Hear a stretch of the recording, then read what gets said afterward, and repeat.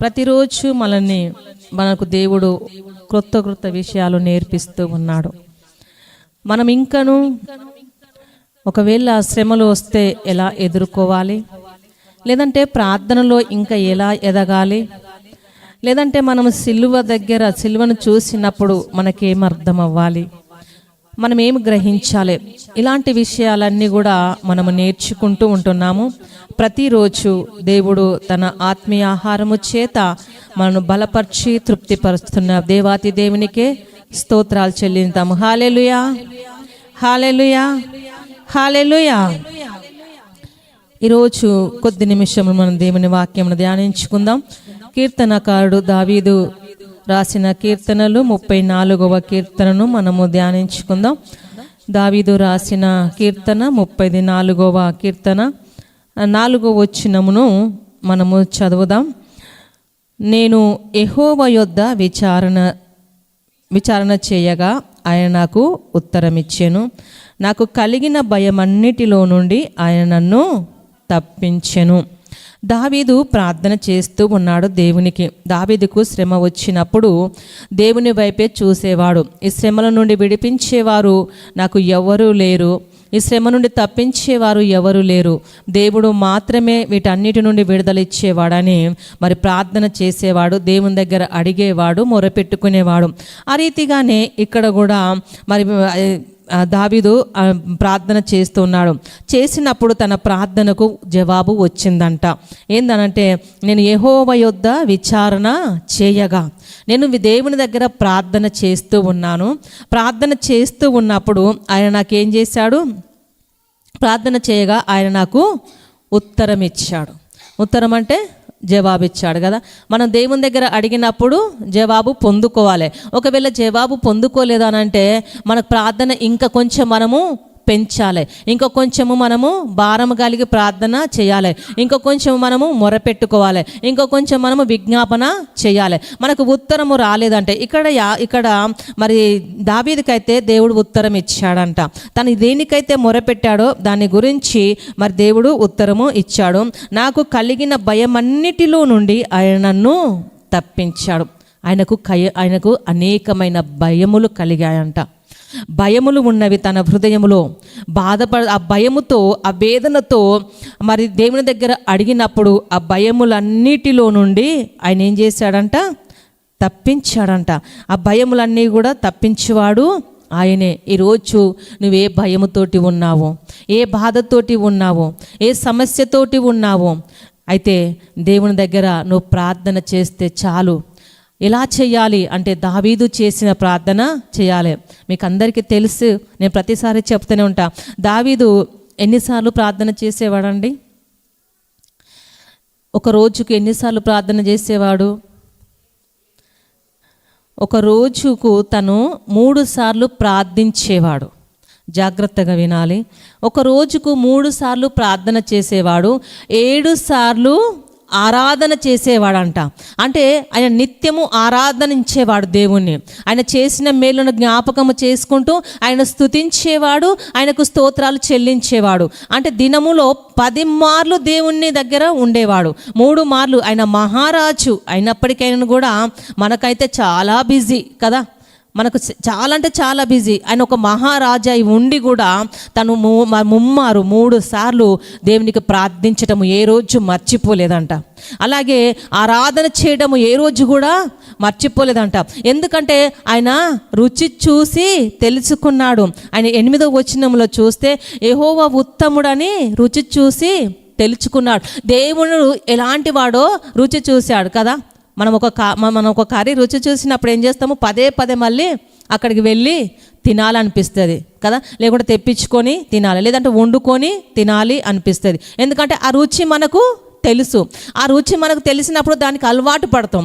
అలాగే దావీదు దేవుని రుచి చూశాడు, దేవునికి అలవాటు పడ్డాడు. ఎందుకంటే దేవుని రుచి చూశాడు కాబట్టి 3 మార్లు ప్రార్థించేవాడు, 7 మార్లు ఆరాధన చేసేవాడు. ఆయన ఎందుకు ఆరాధన చేసినప్పుడు ఆయనకు భయము తొలగిపోయినదంట. ఆయనలో ఉన్న భయము కదా. మనలో అంటారు చాలామంది, నాకు భయం వేస్తున్నది. ఎందుకు వస్తున్నది? ఇప్పుడు మీకు అర్థమవుతున్నదా భయం ఎందుకు వస్తున్నది? ఆయన రుచి మీరు చూడలేదు. ఆయన రుచిని మీరు చూస్తే భయము మనలో ఉండదు. ఆయన రుచి చూసినప్పుడు మనలో భయము తీసివేసేవాడు. అక్కడ నాకు కలిగిన భయం అన్నిటిలో నుండి ఆయన నన్ను తప్పించెను. తప్పిస్తాడన్నాడా? లేదు. తప్పిస్తాడు ఎప్పుడో అనలేదు, తప్పించాడంట. వెంటనే యెహోవా యొద్ద విచారణ చేసిన వెంటనే ఉత్తరం ఇచ్చాడు. దావీదా, నీ ప్రార్థన నేను విన్నాను. నువ్వు విచారించడము, నువ్వు విజ్ఞాపన చేయడం, నువ్వు మొరపెట్టడము, నువ్వు కన్నీరు విడచడము, నువ్వు ఎన్నిసార్లు నువ్వు దేని గురించి ప్రార్థిస్తున్నావు నేను విన్నాను దావీదా, నేను విన్నాను. అయితే నేనేం చేస్తున్నాను? విన్నానని తనకు చెప్పటమే కాదు, నీకేం భయం ఉన్నదో తెలుసు, నాకు ఆ భయం నుండి నీకు తప్పించాను అంతేగా, నువ్వు నమ్ము. తప్పించాడంట. అందుకనే మనల్ని దేవుడు ఈరోజు హెచ్చరిస్తూ ఉన్నాడు. ఆ భయములో నుండి మనం విడుదల కావాలి అని అంటే, మనకు దేవుని దగ్గర నుండి మనకు జవాబు దొరకాలంటే మనం ఏమి చెయ్యాలో కొన్ని మనము నేర్చుకుందాం. ఇదే అధ్యాయంలో మరి దేవుడు సెలవిస్తూ ఉన్నాడు. దేవుడు మనల్ని కూడా దావీదుని పిలిచిన రీతిగా మనల్ని కూడా పిలుస్తూ ఉన్నాడు. ఏమనో తెలుసా? 11వ వచనములో మనము చూస్తే, పిల్లలారా మీరు వచ్చిన మాట వినుడి. ఏమంటున్నాడు దేవుడు? పిల్లలారా మీరు వచ్చిన మాట వినుడి. మీకు భయం పోవాలంటే ఇప్పుడు ఏం చేయాలా? దేవుని మాట వినడానికి రావాలి. దేవుని మాట వింటేనే మీకు భయము పోతుంది కదా. దేవుని మాట దావీదు విన్నాడు కాబట్టి తనలో భయము తీసివేయబడినది. కాబట్టి పిల్లలారా అనంటే మనం ఏదో పెద్ద వయసు గలవారమే కానీ మనకు దేవుని గురించి బాగా తెలుసు అనుకుంటున్నాం, కానీ మన స్వభావం ఎలాంటిదంట? పిల్లల స్వభావము. ఇక్కడ పెద్దవాళ్ళతోటే మాట్లాడుతున్నాడు దేవుడు, చిన్నపిల్లలతోటి కాదు మాట్లాడేది. పిల్లలని పిలిచినంత మాత్రాన ఇక్కడ కూర్చున్న చిన్నపిల్లలు లాంటి వారు కాదు, పెద్దవారే, తెలిసిన వారే. అయితే వారిని అంటున్నాడు, నా గురించి మీకు ఏమీ తెలియదు, మీరు ఇప్పుడు ఎలా ఉన్నారు? పాలు తాగే దశలోనే ఉన్నారు. అందుకే మీరు నాకు ఎలా కనబడుతున్నారు? చిన్న పిల్లలాగా కనబడుతున్నారు. అందుకనే పిల్లలారా మీరు రండి, పిల్లల స్వభావము ధరించుకొని రండి, నా మాట వినండి. యెహోవా యందలి భయభక్తులు మీకు నేర్పిస్తా. యెహోవా యందు భయభక్తులు ఎలా ఉండాలో మీకు నేర్పిస్తా. చిన్నపిల్లల స్వభావము కలిగి నా యొద్దకు రండి, నీకు మేము నేర్పిస్తా. భయము భక్తి ఎలా ఉండాలో మీకు నేర్పిస్తా. అయితే అలాగా బ్రతకగోరువాడు ఎవడైనా ఉన్నాడా? వాళ్ళను క్వశ్చన్ అడుగుతున్నాడు. ఇది చిన్నపిల్లలను అడిగితే తెలుస్తుందా? పెద్దవారితో అంటున్నాడు. మీలో బ్రతకాలని ఎవరికైనా ఆశ ఉన్నదా? చెప్పండి. ఇప్పుడు ఇక్కడ దేవుడు అడిగిన ప్రశ్న మిమ్మల్ని అడుగుతున్నాను. ఇక్కడ దేవుడు అంటున్నాడు 12వ వచనంలో, బ్రతకగోరువాడు ఎవడైనా ఉన్నాడా అంటున్నాడు. మీకు లేదా బ్రతకాలని? ఉంది కదా. చనిపోవాలని ఉందా? లేదు కదా. అందరికీ బ్రతకాలనే ఉన్నది. అదే పిలిచి అంటున్నాడు, మిమ్మల్ని బ్రతకాలని మీలో ఎవరికైనా ఆశ ఉన్నదా? అది ఎలాంటి బ్రతకంటే, మేలు నొందుతూ అనేక దినములు బ్రతకగోరువాడు ఎవడైనా ఉన్నాడా? మీకు బ్రతకాలని ఉన్నది. ఎలా బ్రతకాలి కదా? మామూలుగా ఈరోజు కుక్కలు కూడా అంటారు కదా, వీధిలో కుక్క నాకు తేడేమీ లేదు, అది బ్రతుకుతున్నది, నేను బ్రతుకుతున్నా కదా. అయితే అలాంటి బ్రతుకు కావాలా మనకి? కాదంట. మేలు కోరి ఏందనంట? మేలు నొందుచు అనేక దినములు బ్రతకాలంట. మేలు నొంది అంటే మేలులు పొందుచు అనేక దినములు బ్రతకాలని మీలో ఎవరికైనా ఆశ ఉంటే, పిలిచి మాట్లాడుతున్నాడు దేవుడు. మీలో ఆశ ఉంటే ఏం చేయాలని చెప్తున్నాడు 13వ వచనంలో. చెడ్డ మాటలు నోట్ చేసుకోండి, జాగ్రత్తగా వినండి. చెడ్డ మాటలు పలకకూడదు. మనం మేలు కలుగునట్లు ఏం చేయాలి? మేలు నొందినట్లు అనేక దినములు బ్రతకాలంటే మనం ఏం చేయాలి? ఇప్పుడు ఏం చేయాలా? చెడ్డ మాటలు పలకకుండా నీ నాలుకను, కపట మాటలు పలకకుండా నీ పెదవులను కాచుకోను. ఈ 2 చెయ్యమంటున్నాడు. మీరు రావడము, మీరు మేలు పొంది చాలా దినములు అనగా పండు ముసలు అబ్బా దీర్ఘాయుషించారమ్మా, వాళ్ళకైతే దీర్ఘాయుష్మంతురాలైంది, దీర్ఘాయుష్మంతురాలైనాడు, నిండు 100 ఏళ్ళు బ్రతికినరమ్మ వాళ్ళు అని మనము జ్ఞాపకం చేసుకుంటాం కదా. యూట్యూబ్లో చెప్తుంటారు 120 సంవత్సరాలు, లేదంటే 110 సంవత్సరాలు, 105 సంవత్సరాలు బ్రతికిన వారు ఉన్నారు. వాళ్ళని చూపెడుతూ ఉన్నారు యూట్యూబ్లో. వానికి ఏమంటారు? దీర్ఘాయుష్మంతు, చాలా దినములు బ్రతుకుతున్నారు వాళ్ళు. అయితే ఆ చాలా దినములు మేలుతో బ్రతుకుతున్నారు. వాళ్ళు ఏం చేయాలంట? అలా మనం బ్రతకాలి అనుకుంటే చెడ్డ మాటలు మనము మన నోటి నుండి మాట్లాడద్దు. కపటమైన మాటలు మన పెదవుల నుండి రాకుండా మనం ఏం చేయాలి? పెదాలని కాచుకోవాలంటే కావలు ఉండాలి కదా. అల్లవేలులో పిల్లలు అల్లరి చేస్తే ఏమంటారు? తాళం వేసుకొని నోటికి అని అంటారు కదా. అయితే మనము కూడా చెడ్డ మాటలు, కపటమైన మాటలు బయటికి వస్తున్నాయి అని అంటే అవి లోపల నుండి ఏం చేయాలి? నన్ను క్షమించి ప్రభా, అవి రాకుండా క్షమించని దేవుణ్ణి అడిగి అవి బయటికి రాకుండా మనము పెదాలను జాగ్రత్తగా కాసుకోవాలంట. కీడు చేయటమా అని మేలు చేయము. దేవుడు చెప్తూ ఉన్నాడు, కీడు చేయటమా అని మేలు చేయాలి. వాళ్ళు కీడు చేశాడు కదా, నేను అంతు చూస్తా, ఇక నాకు టైం రాదా? వస్తుంది. నేను కూడా అంటే ఒక్కరోజు, ఈరోజు అన్నారు వాళ్ళు సంతోషపడుతున్నారేమో, ఏదో ఒక్కరోజు నాకు టైం వస్తుంది, నేను కూడా అనేస్తా. అంటమానమా? అంటారు. దేవుడు చెప్తున్న మాట ఏంటంటే, వాళ్ళు కీడు చేశారు, నిన్ను ఒక మాట అన్నారు, నిన్ను కొట్టారు, నీ మీద నిందలు వేశారు, అపనిందలు వేశారు, నిన్ను హేళన చేశారు, నిన్ను గేలి చేశారు. అయినను కూడా నువ్వేం చేయాలంట? మేలే చెయ్యాలి. వాళ్ళకు మళ్ళీ కీడు చెయ్యాలని ఆలోచన చెయ్యొద్దు. అలాగే సమాధానము వెతికి దాన్ని వెంటాడాలన్నమాట. సమాధానము, సఖ్యమైతే అందరితో సమాధానంగానే ఉండమని పౌలు పత్రికలో రాస్తూ ఉన్నాడు. సఖ్యమైతే మనం అందరితోటి సమానంగానే ఉండాలి. ఎందుకు సమానంగా ఉండాలి? ఎందుకు సమాధానముగా ఉండాలి అని అంటే, మనకు విరోధులు అంటే ఎవరూ లేరు. మనకు విరోధుడు ఒకే ఒక్కడున్నాడు, వాడు సాతాను, దుష్టుడైన సాతాను. మనకు విరోధులు ఎవ్వరూ లేరు. మనం అందరం కూడా యేసు రక్తంలో కడగబడిన సహోదరులము. మనం యేసుక్రీస్తు వారసులం అందరము. కాబట్టి మనము అందరితోటి, మన అక్క చెల్లెలతో, అన్నదమ్ములతో ఎలాగో ఐక్యతగా ఉంటామో, ఒక కుటుంబంలో ఎలాగో సమాధానముగా ఉంటామో, అలాగే సఖ్యమైతే అందరితో మనము సమాధానముగానే ఉండాలన్నట. ఈ 4 దేవుడు చేయమంటున్నాడు. ఈ 4 చెప్పడానికి దేవుడు మనల్ని పిలిచాడు. ఏమని పిలిచాడు? పిల్లలారా, మీరు వచ్చి నా మాట వినుడి.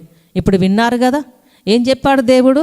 చెడ్డ మాటలు పలకొద్దు, కపటమైన మాటలు నాలుక నుండి రావద్దు, కీడు చేయుట మానేయాలి, కీడు చేయొద్దు, మనము మేలే చేయాలి, సమాధానము వెతికి దాన్ని వెంటాలి. అంటే సమాధానమునే ఉండాలి, కానీ మనము అసమాధానముతో ఎవరితోటి కూడా ఉండకూడదు అని ప్రభు చెప్తున్నాడు. ఆయన దృష్టి నీతిమంతుల మీద నున్నది, ఆయన చెవులు వారి మొరలు యొగ్గును, దుష్క్రియలు చేయువారి జ్ఞాపకమును భూమి మీద నుండి కొట్టివేయుటకై యెహోవా సన్నిధి వారికి విరోధముగా ఉండును. తీర్పు తీర్చు నరుడా, నువ్వెవరివి? ఆ తీర్పులో నువ్వు నరుడవే, వాళ్ళు నరులే.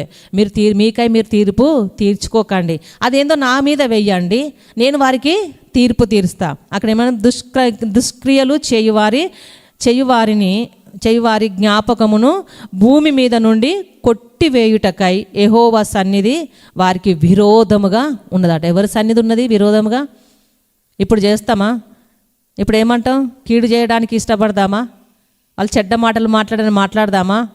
ఇవన్నీ చెయ్యొద్దు. యెహోవా ఆయన సన్నిధి విరోధముగా, ఆయన సన్నిధి విరోధముగా వారికి తిరిగి ఉన్నదంట. దుష్క్రియలు ఎవరైతే చేస్తారో వారికి విరోధముగా తిరిగి ఉన్నదంట. మనం చేయడం అవసరం లేదు. అందుకే దేవుడు స్పష్టంగా చెప్తూ ఉన్నాడు, తీర్పు తీర్చు నరుడా, నువ్వు అదే తీర్పులో ఉన్నావు. నువ్వు ఇంకొకరికి తీర్పు తీర్చవద్దు, అది నా మీద వెయ్యు, నేను చూసుకుంటా, ఆ తీర్పు ఏంటో నేను చూసుకుంటా, కానీ నువ్వు తీర్పు తీర్చి నువ్వు తీర్పులోకి రాకు అని ప్రభు సెలవిస్తున్నాడు. అందుకనే మనం ఎవరిని కూడా తీర్పు తీర్చొద్దు, దేవుడే వారికి విరోధముగా నిలబడి ఉంటాడంట. ఇలా మనము చెప్పుకుంటూ పోతే యెహోవా నీతిమంతులు మొరపెట్టగా యెహోవా ఆలకించును, వారి శ్రమలన్నిటిలో నుండి వారిని విడిపించును. విరిగిన హృదయము గల వారిని యెహోవా ఆసన్నుడు, నలిగిన మనసు గల వారిని ఆయన రక్షించును. ఏం కావాలంటే ఇప్పుడు ఆయనకి విరిగిన మనసు, నలిగిన మనసు, విరిగిన హృదయము ఆయనకు కావాలి. ఆయనకైతే ఆయన రక్షించువాడై ఉన్నాడు.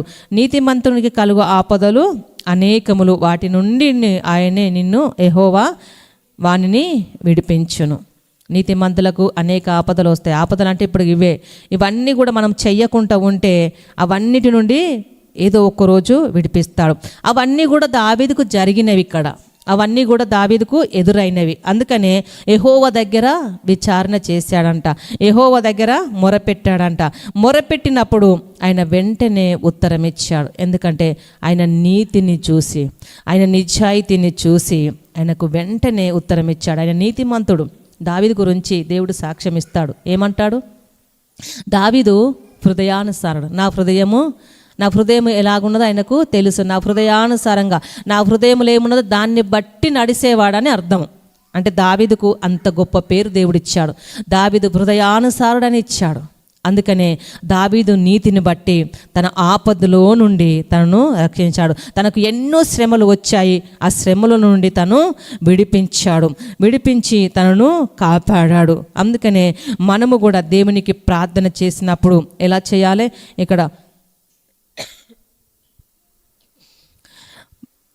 దావీదు లాంటి ప్రార్థన మనము చేయాలి. యెహోవా ప్రార్థన చేయగానే యెహోవా మన మొర వినాలి, మనకు వెంటనే ఉత్తరము ఇవ్వాలి, మనకి ఇవన్నిటిలో నుండి ఆయన తప్పించాలి. కాబట్టి దేవుడు పిలుస్తూ ఉన్నాడు ఈ రాత్రి నిన్ను నన్ను.